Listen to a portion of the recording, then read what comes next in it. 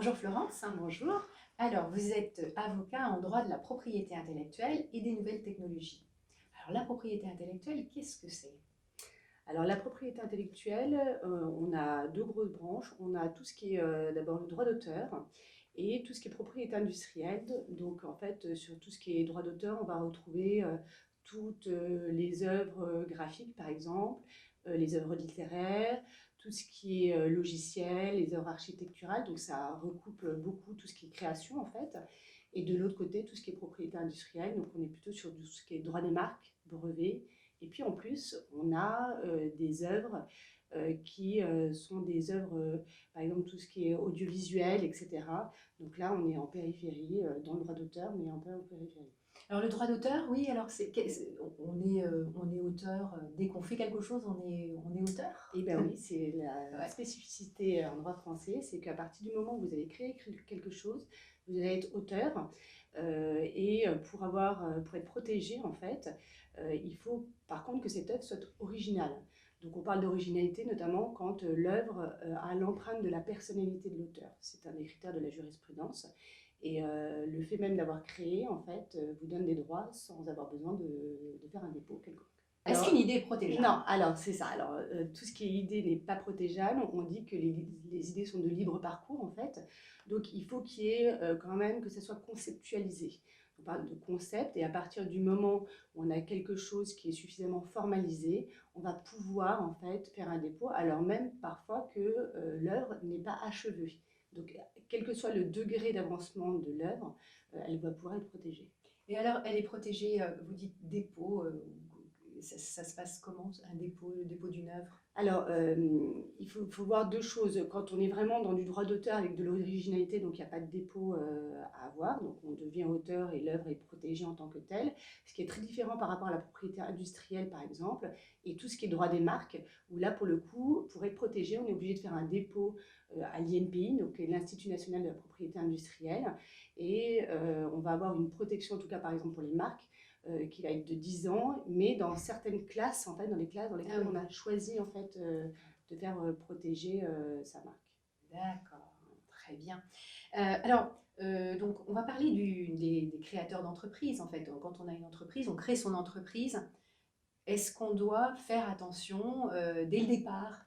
On doit faire attention à quoi, en fait, au départ, en termes de droit de la propriété Alors, intellectuelle?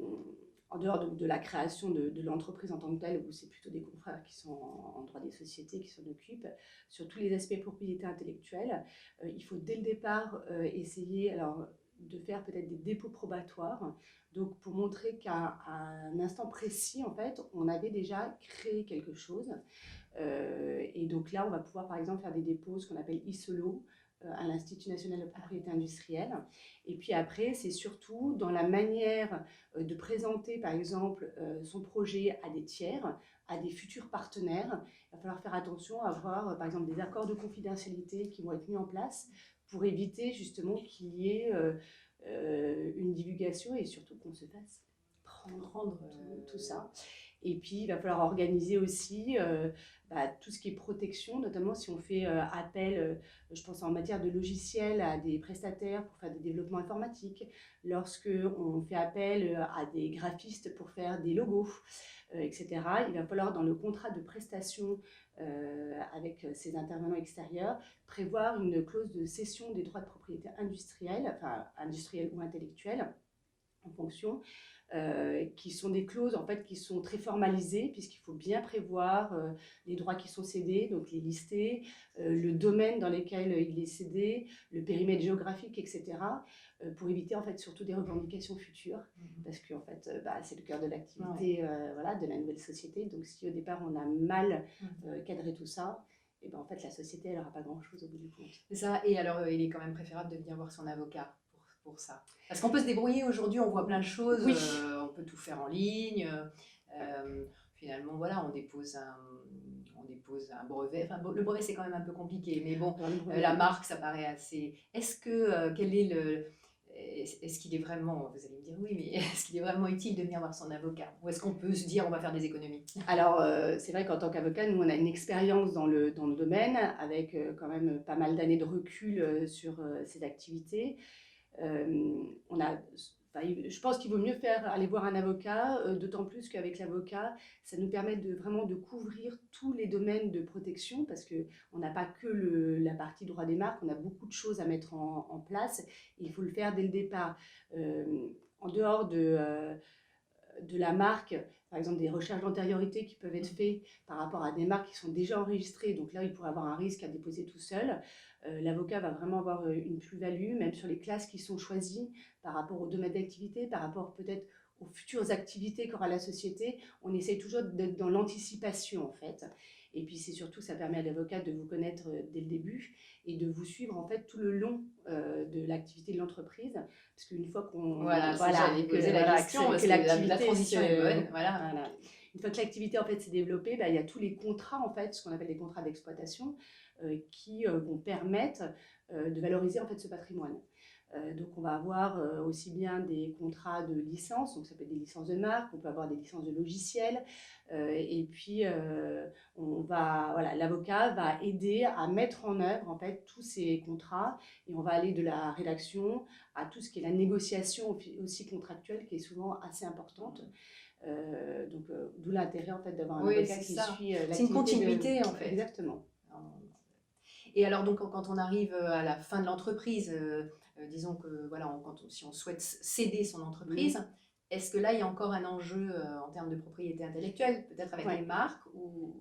Alors pas qu'avec les marques, en fait, souvent quand il y a des cessions de sociétés, en tant qu'avocat, on peut faire appel à nous pour faire un audit de propriété intellectuelle.